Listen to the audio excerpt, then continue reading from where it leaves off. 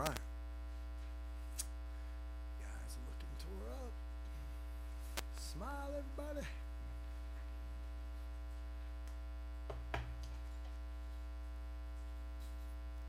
Preach at that men's meeting, and I don't normally take my guns into the churches when I go. I just kind of leave it in the car or something. And I thought, what if? Because at that men's meeting, oh, yeah, thanks, I don't blame you, Brother Paul. I thought that when I picked it up, I thought, what is wrong with you, Burton, putting the coat over here? Paul went to extreme lengths to get that holder here. I need something to put my gun in. Just yeah, mount me a holster up there. So I was thinking this. I was thinking we have Second Amendment rights in America. We're the greatest country you ever live in, and so we always you have the right to bear arms, all that stuff. So I want to make sure everybody understands why I'm saying this. But so I was going to a men's meeting, and I thought, well, man, there's going to be 100 men in there, and all with guns, because they're all country-fied out in Western PA. And I thought, man, they have all their guns. And then I felt like the Holy Spirit said, what if one of them's the man? So I'm like, I'm taking my gun in then. And so I got up to preach. I'm like, oh. And so then I took out, put it on the pulpit, and during the invitation, the preacher come by and saw the gun. I'm like, well, it's the way it is. I'm leaving anyway, so I guess it ain't going to matter. But he was happy about it. He said the color of his pulpit was gunmetal. That's what he said. No, it's great, man. I went right on my pulpit. My pulpit gunmetal color. So I thought, all right, I'm good. All right, well, here we go. Protect your house. Take your gun to the pulpit. Number one. That's what's implied in our verse here. He that owneth the house shall come and tell the priest. That means bring your gun and put it in the pulpit in the Greek or the Hebrew.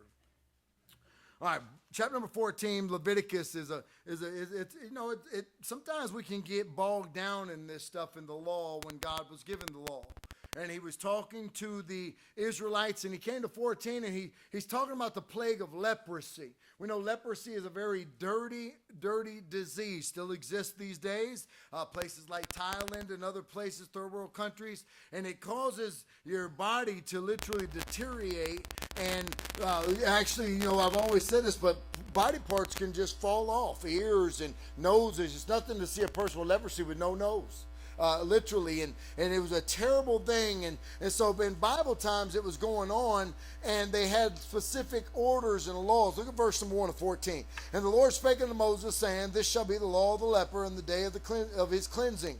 He shall be brought unto the priest, and the priest shall go forth out of the camp, and the priest shall look, and behold, and if the plague of the leprosy be healed in the leper, then shall the priest come and command and take for him that is to be cleansed 2 birds alive and clean, and cedar wood and scarlet and hyssop, and the priest shall command that the one of the birds be killed in the earthen vessel over running water, and for the living bird he shall take it, and the cedar wood and scarlet and the hyssop, and shall dip them in the living bird in the blood of the bird that was killed over the running water, and he shall sprinkle upon him that is to be cleansed from the leprosy 7 times, and shall pronounce him clean, and shall let the living bird loose into the open field. So that's a lot of stuff to do. Well, it is, and we understand that God gave the law just kind of a temporary thing to really show them that they weren't going to be able to keep the law, honestly. There were certain rituals they had to do, and so we see that there was someone, a person got leprosy, they were constituted unclean. And literally when they came around people at a certain distance, they had to yell, unclean, unclean. And people would get away from them. They banished them outside the camp a lot of the times, outside the city. And they couldn't be around certain people, and they had leprosy. Well, sometimes the leprosy would go away. The priest would come check. He'd look at them, make sure the scabs and different things were gone, and he would constitute them clean, and then they would have to give an offering for it. And so if we look through the whole chapter, we'll see different things about the meat offering, the burnt offering, the sin offering, a lot of that stuff. And then we come to verse 35, and I just think that it's a very, very unbelievable thing that is said here. And just want to give you a short challenge just from what it says, because it's talking about if the plague of leprosy gets in the house. Now, back in these days, they can look at a wall because the walls are made of stone and mortar and different things that they use, and they could tell the color of the wall and tell if there was leprosy in the wall because it would grow in there and the walls would turn colors. And so when the family would be at home, if they started noticing this happening, that leprosy was in the house, they were the ones that had to go and get some help, had to make a decision. But there were some folks that didn't want to lose their home, because if we keep reading, sometimes they would take that home and they would tear down the timber, tear down the rocks, the mortar, everything, and burn it, and they had to start over. And they did not want that to happen, so they would not allow the priest to know that they had the plague inside their house. And they would keep living like that plague was not in the house. And eventually that would be their demise. Everybody would get leprosy and they would die. It did not turn out well. It did not go away. And if it did go away, it was very, very, sometimes it would go away, but listen, most of the time it wasn't going to go away. Now, whenever we read about leprosy in the Bible, it's also a good picture of sin. And many people know this. It's always been a good application that sin can get into us like leprosy and eat us away and really destroy us from the inside out. Sin gets into the home and it can destroy it from the inside out. I am the head of my home. Me and my wife, we do the home 50-50, and we take care of our kids, and we are always looking, and we always want to try to have a healthy home. Now, do we always do it right? No. Do we always notice the right stuff? No. Are we always perfect? No. But I've got to make sure that I take care of my home, and I will stand before God with my home, and then I don't want anything that's going to happen in my home to be the fault of me not taking care of something. You understand? Because my family could all go crazy tomorrow and leave, and I don't want it to be because I had sin in my life, or I was mean or hard or wrong or made bad decisions, or allowed them to be mean, wrong, and make bad decisions. So I have to make sure I take care of my home. And listen to me, folks. We're in a battle for the home today. It's still going on. It's been going on for some time. If this neighborhood is not a picture of what the devil wants to do to every neighborhood in the world, I'm crazy and I made it all up. It's just true.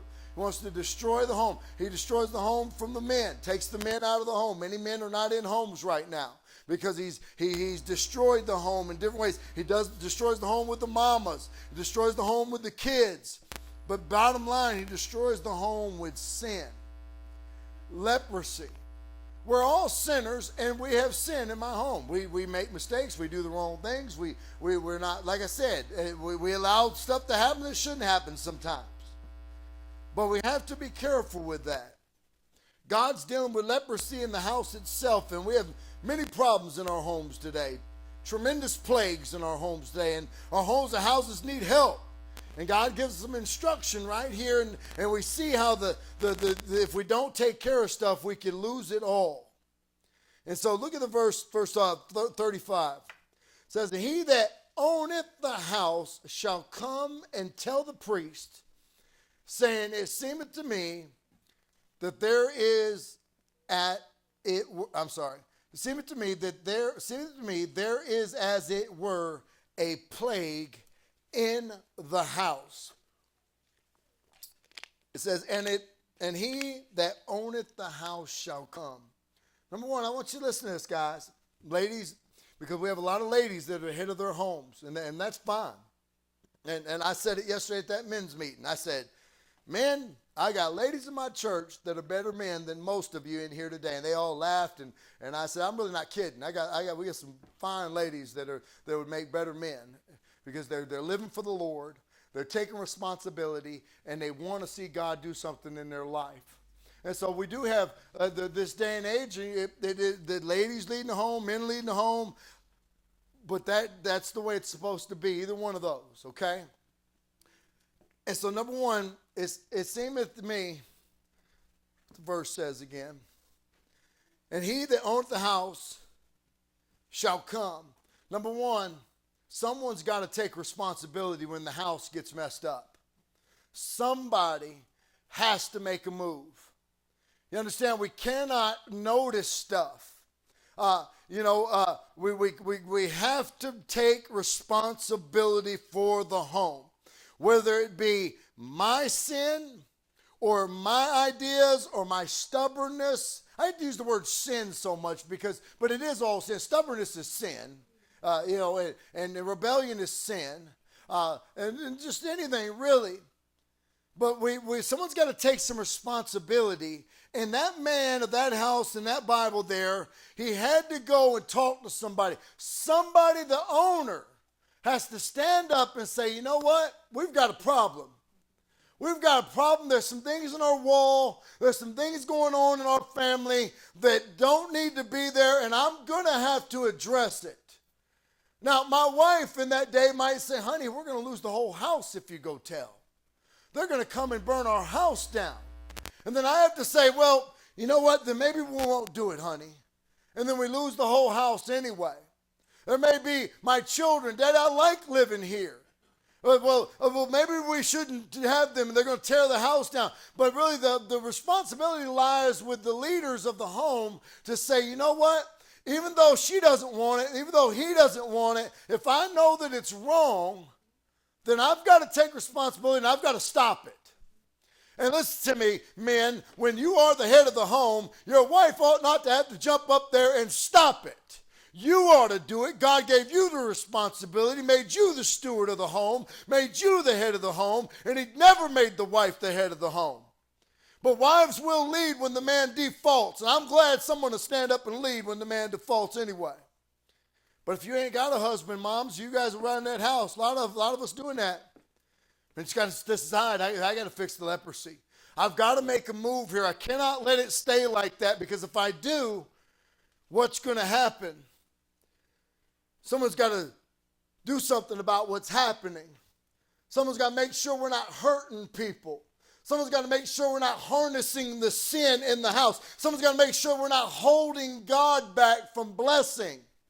See, God cannot bless sin. Listen, God gives mercy, and a lot of sinners have gotten away with a lot of stuff, and it seems like they're doing just fine. But man, I don't want just mercy. I want God's blessing. And we have to stand up and say, you know what? It's wrong. And listen to me. Well, a lot of people, I watched Capacey do it. Before his kids got older, man, he had these great standards, and he said, we're not going to ever make the, he didn't have a TV at the time, and we had one, and I've always had a TV for a long time. I got rid of it in Bible college for like 2 years, and then went and got another one. But we didn't have time for it anyway in Bible college. But Capacey said, we were never going to make the TV the head of our home. And then by the time those boys were at high school, they had a 72-inch in there, and I had no problem with it. I got a 65-inch TV.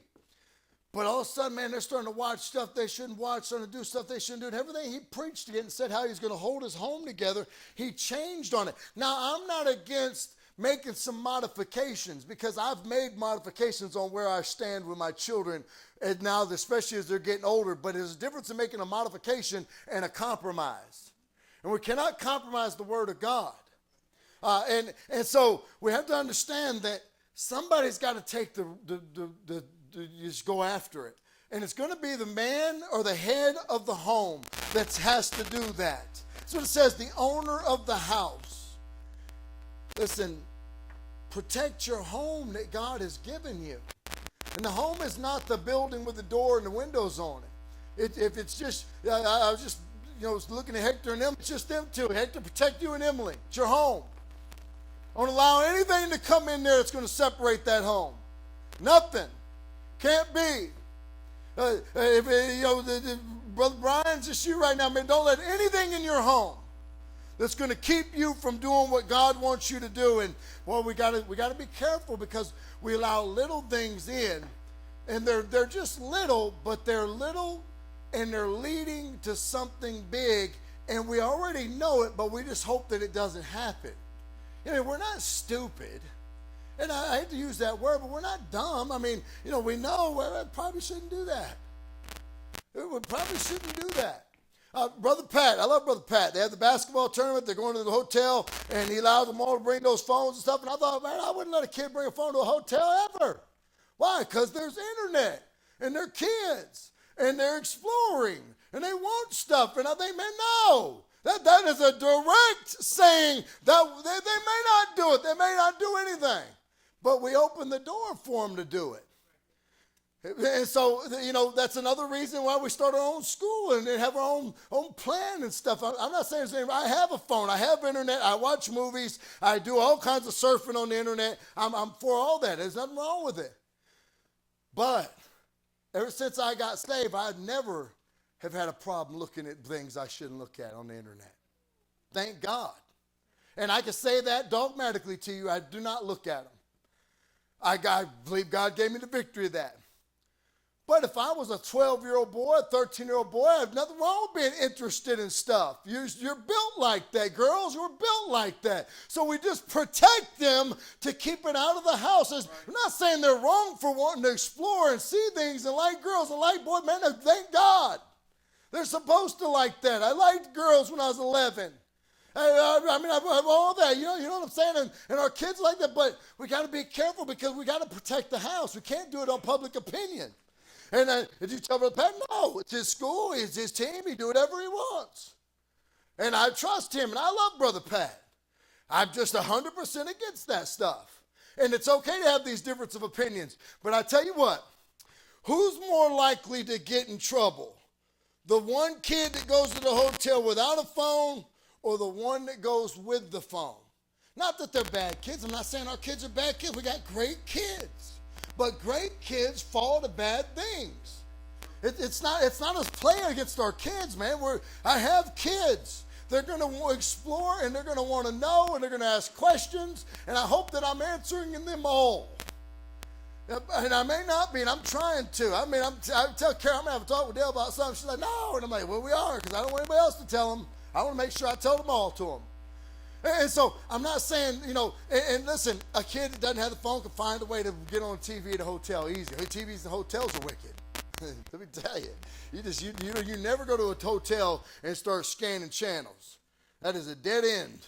You get the thing, it says Fox News, ESPN, and that's what I do. Those two channels. And so, is everybody okay? I'm just saying we got to protect our home. We got to protect our home. And I have moved away. I always said I wouldn't do certain things. And things I said I wouldn't do, I do. But it's not sinful. Adele taught me the greatest lesson. Dad, is it sin? Nope.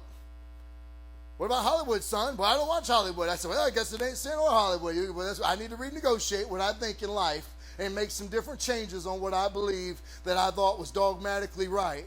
And they're not, and I am changing, and I am migrating a little bit, but I'm not on the Word of God and not on sin. I can't. It wouldn't be fair to them. It wouldn't be fair to you. If your preacher just started giving sin away and everything in our church would go. We'd have nothing real. We got to protect the home, provide for the home, pray over the home, preserve the home, purify the home, all those. Purify the home. Don't just let it decay. Look what the verse says. It says, and he that owneth the house shall come and tell the priest, saying, someone has to take responsibility and someone has to make a request. Someone's got to take responsibility and go, and someone has to ask for assistance. And it's hard to ask for help, but there's no shame in asking for help. That's what God built this thing on, folks. And you've got somebody that's told you that, and I've not done a thorough job, and maybe we don't understand what the church really is. But let me say this. It is not what most people make it. This is a place where God, when you become a member of this church, we explain this to you. You have now saying, I am going to let the church have authority over me, and since the pastor is the head of the church, he has authority over me. It doesn't mean, I don't run around saying, I don't chase half of you. And it's not what it is, but listen, we have to understand that somebody's got to look to the leaders in their life, the Lord in their life, to figure out what God can do and get help. There's no shame at coming and asking for help. That's what God set the church up. We are a church that is holding the steering wheel of the church together. We're all, let me have your hand. She's holding it, you're holding it, we're all holding it together, and we're trying to stick together. So I'm looking at her, she's looking at me. God, man, if I showed up with a necklace down to here, my shirt opened up, and you saw my 5 little hairs on my chest, would that make you a little bit uncomfortable? Just knowing who I am. Say, yeah, that would be a little bit uncomfortable, Pastor Burton. Well, it ain't sin. Or is it?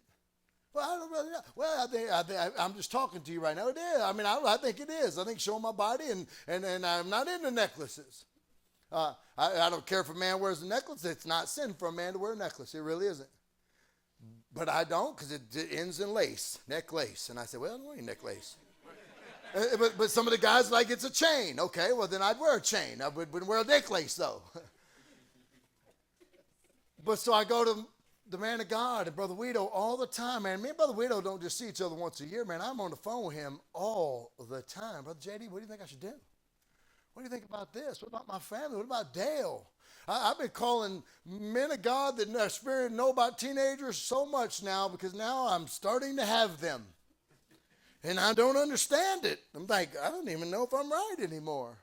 So I call, what do you think about this? What do you think about that? What do you think about this? I don't want to embarrass my kids. What do you think about this? What do you think about the way they're dressing now? What do you think about the hairstyles now? What do you think about this? What do you think about that? And I'm getting answers from good men of God that aren't compromising. And I'm thinking, all right, I feel better now. And the verses and Bible, and I'm changing, but I've got to get some help. Listen, folks, if you sit and hold on to everything and never talk to the man of God or talk to a man of God in your life or somebody that's got some God in them in the church, first of all, you ought to always know you can come to me. And you ought to. But sometimes they don't because they already know what my answer is. But it's simple, those answers. Some of those answers are very simple. No, God don't want us to do that. He says it. And so we don't, but I will set no wicked thing before my eye. And there's so many things we can use, but man, just go get help. Somebody's got to take responsibility and say, man, I need help. And you guys all know me, and I've probably said this to 10 of you. I don't know what we should do. Let me call Brother Guido. Let me call some old men of God and ask them what we should do. I don't know. Let's wait. Sit down. In the Old Testament, they went to the priests, the preachers. They sat down and came up with a plan. How about this or how about that? And we got to admit that we can't do it without that. Just a little advice. Go to God. Don't do it your way. Don't do it your way. Listen, the church is a life. It's 100% life. And anybody that will not make it their life does not fit in the church. But you can be here, and you can continue to come and be a part of everything we do, and we're not going to treat you any different. But God's total plan for you is to go all in to live for the Lord, to take care of each other. There's not a person in this room that if you came to me today and said, I'm having trouble doing this, that, I need money, that it would take me 5 minutes to write you a check and take good care of you, because that's what we do. That's what the church is for. Or anything. You can use your truck. Yes, you can have my truck. I don't really care about the truck.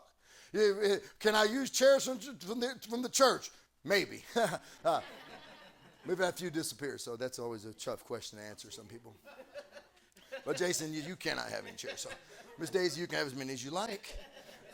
We have a few in here. But what I'm saying is, son, the first message I ever preached, Brother Charlie said, you got to get through the years, Burton, you have to get them to understand this is not your church, it's their church. And that we have to take responsibility for church. Hey, this is our church. We help each other. We see some brother or sister that's not coming. Listen, when your church members do not show up to church and hit and miss, sure, I'm the one with the authority, but the church really has the authority. And you can go to them and say, hey, listen, you okay? I noticed you haven't been coming. Is something wrong? Or do you need some help with something? Anything I can do for you? Wouldn't be a problem. And listen, I'm trying to develop a good personality where I say, hey, are you okay?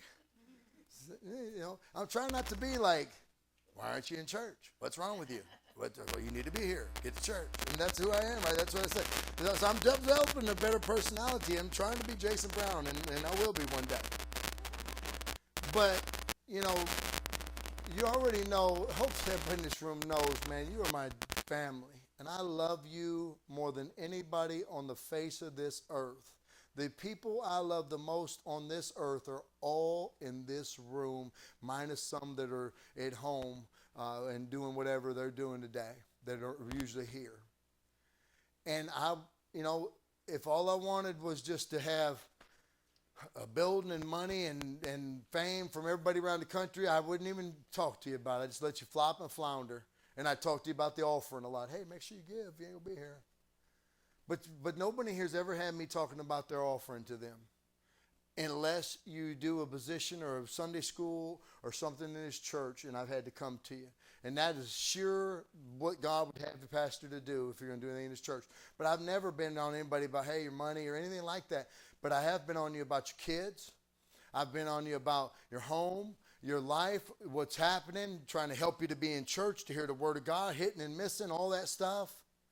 And boy, isn't that something to have a friend like that won't let you just become a professional Christian where you don't have to have any responsibility and walk with God and do nothing. You just come here and tip the bowl and it's good. You don't want that.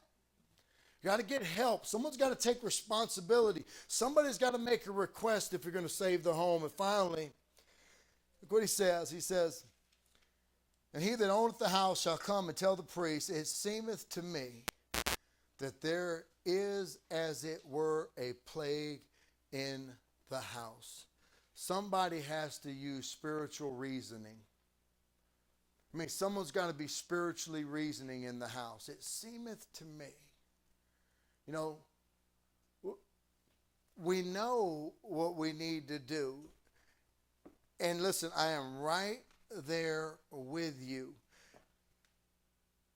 Okay, for instance, that little girl Isabella had lice today.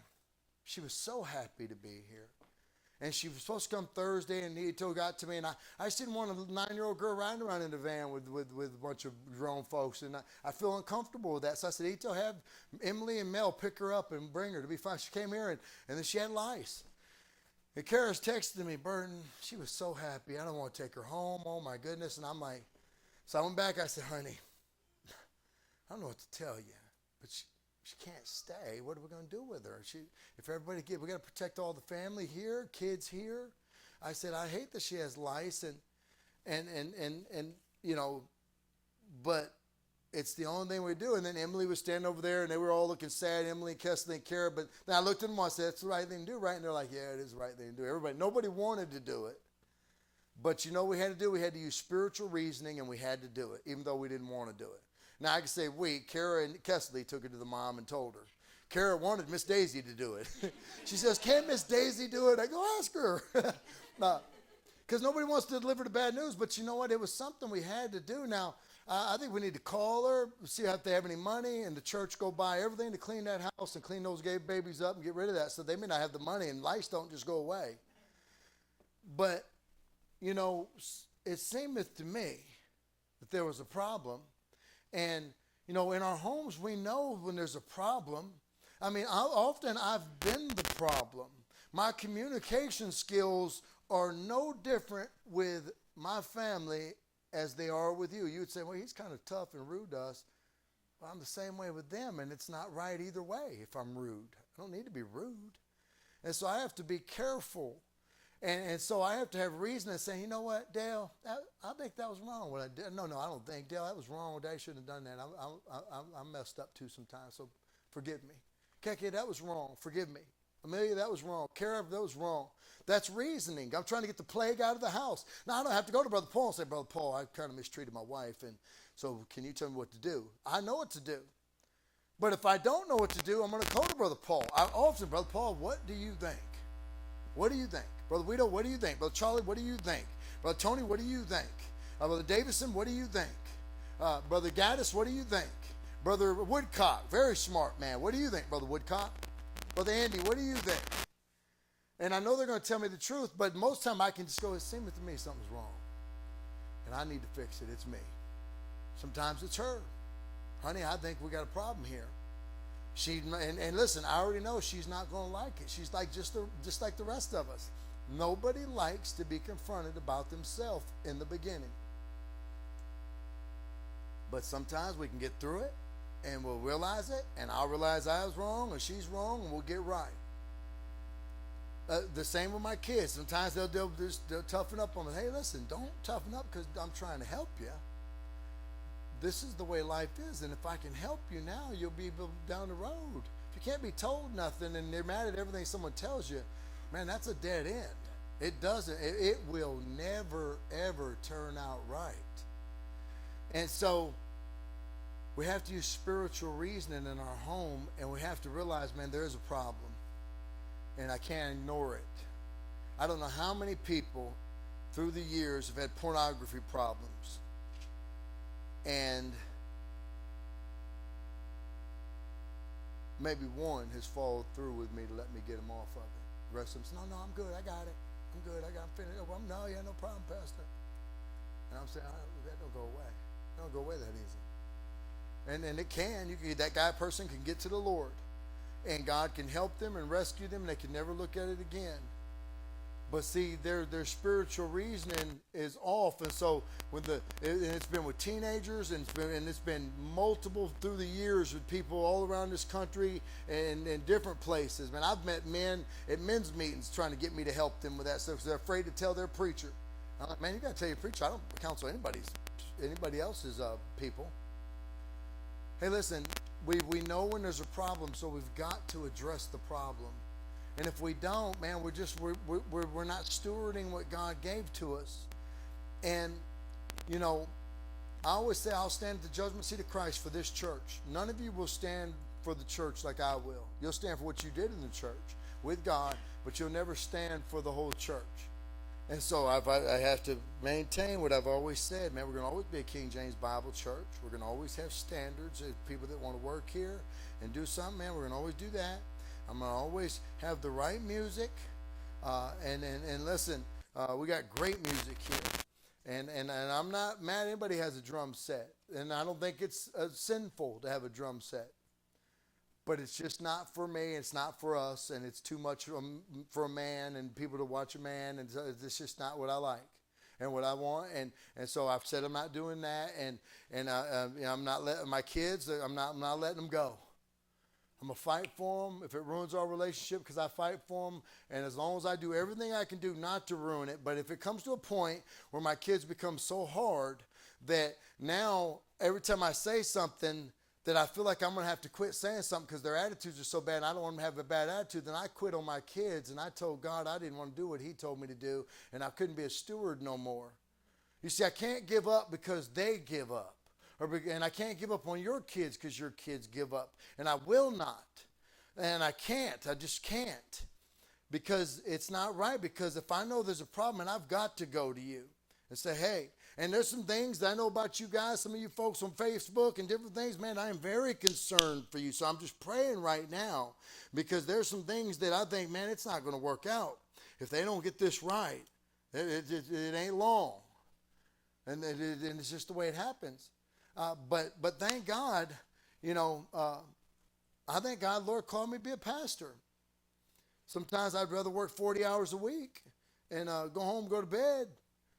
But you know, I thank God for it, man. It's a fun thing to have.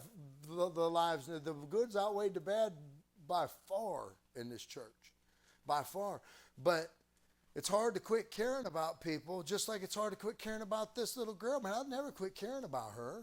So I've got to just say, KK, and we're trying to come up with a plan. KK, if you ever get a friend, boy, you like, listen, boys and girls, listen to me. I don't want my kids dating before they get out of school. And that is for a good reason. But I do want them to like boys and girls. I think it'd be very healthy if Dale and KK and not Amelia and not KK yet. Never mind, forget those two. Dale... To say, I'm only kidding. If Dale, you know, I'd be concerned if he never came home and said, Dad, I kind of think this girl's cute. And I said, well, that's good, man. You know, can be good friends with her. You know, you can, you know, can I call him? Sure, you can call him. But you got to talk to them around us, because if you have to hide to say something, then what you're saying is not right. Parents, you better watch that stuff. If you got to go in another room to say something, then what you're saying is probably not right. And it's probably going to lead somewhere to the wrong place. And I'm not going to be like, tell her this, Dale. Tell her this. Tell her she needs to get prime rib and not cold cuts, and try to help him out. No. And so I don't want him to think he can't like a girl, man. Good night. I hope he likes girls. He does now. I mean, I'm just saying, I think it's great. But I have to also say, but look, if you want to be around her, man, we'll go pick her up. She can hang out in our family's house one day. We can, you're not going to her house, but they can hang out in our house. It is a double standard. That's okay. If you don't like that, I'm sorry. We won't date your girl. But I am saying, I want them to, it's the right thing to do. But as soon as there becomes a problem, I have to say, hey, listen, man, there's a problem. Let's be careful. We don't want to step over that line, because we got the rest of our life to live. And boy, what a great thing if we can get our kids into what Jesus has for us in the Bible. They don't wreck it too early. And if they do wreck it, God always puts lives back together. My life was far more worse wrecked with all those relationships and all those drugs and all those things, and God still brought me back. But I haven't seen a whole bunch of those stories as much as I've seen people wrecked and ruined and gone. And I've seen a lot come back. And so I think about old Jonathan, man. He will not get paroled for 43 more years. He goes up for parole. Good. Then that was one of the finest kids he's a great kid. And one bad week, one bad decision, one bad deal. Rest of his life. Instead, we should have been, hey, listen, Jonathan. You understand, guys? And so the plague's in the house. You got to get it out. Many families are allowing stuff in their house that shouldn't be there, never thinking about the effect that it's going to have. Where's the spiritual reasoning? We've got to guard our house against spiritual leprosy. When we have to look and see and do something, when we see the signs happening with our church, man, we protect our church. Guys, this is our church. We see somebody doing something they shouldn't be doing, and we know it. Some immoral relationship, something wrong, we go to them. Hey, listen, you're part of the church now. We love you, and you're our family. We don't want to see you do that. God is against it. There were things in the Bible, I'm done, but there's things in the Bible where a person that saw the sin was accountable. If he saw it happen and knew it, he could be in trouble. And the same, listen, if you think that's not true about the church, you're wrong. We protect each other. I didn't want to tell on them. Well, are you in high school? Elementary school, man? You want to save them or be like, I don't be a snitch? It seemeth to me, where are those people at? Crying out to God. Don't sit on the sidelines and let our houses crumble. Man, you guys are helping me raise my family just like I'm helping you raise yours. Or at least want to help you raise yours. I want you in mine.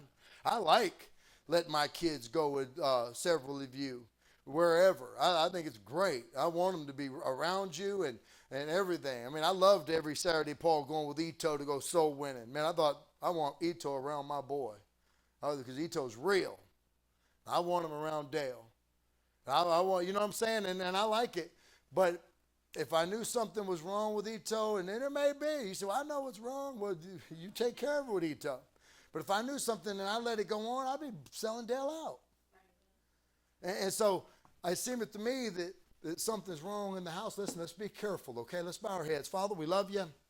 Lord, I pray that you bless now the invitation. Lord, if we have one, I pray for each person in here to at least pray over their home. Maybe you revealed something to them as we preached, and they saw something, and they know that they need help, and they may not need to come